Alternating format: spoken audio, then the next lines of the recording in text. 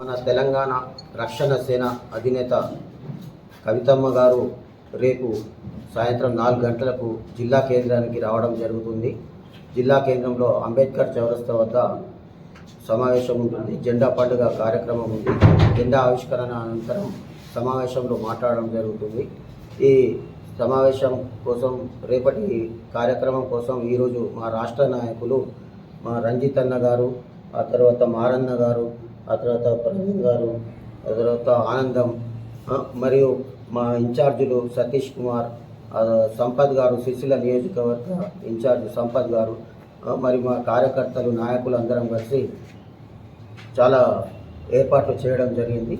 కాబట్టి ఈ కార్యక్రమానికి ప్రతి ఒక్కరూ మండలాల నుండి, గ్రామాల నుండి, జిల్లా కేంద్రం నుండి అధిక సంఖ్యలో హాజరై అక్క యొక్క ప్రవేశపెట్టిన పాంచజన్య ఏవైతే పథకాలు ఉన్నాయో, ఉచిత విద్య, ఉచిత వైద్యం, రైతే రాజు, ఉపాధి ఉద్యోగాలు, సామాజిక న్యాయం అనే అంశాలతోటి అక్క రావడం జరుగుతుంది.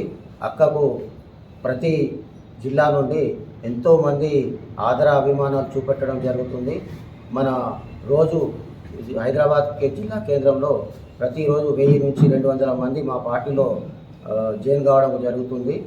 కాబట్టి ప్రతి ఒక్కరు కూడా ఈ జిల్లా నుండి అక్క కార్యక్రమాన్ని విజయవంతం చేయాలని కోరుతున్నాను.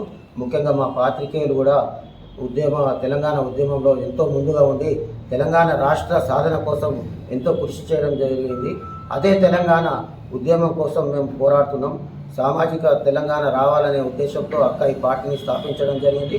కాబట్టి ప్రతి ఒక్కరు కూడా, పాత్రికేయులు కూడా మాకు సహాయ సహకారాలు అందించాలని, జిల్లాలోని ప్రజలందరూ ఈ కార్యక్రమానికి హాజరై విజయవంతం చేయాలని కోరుకుంటున్నాం.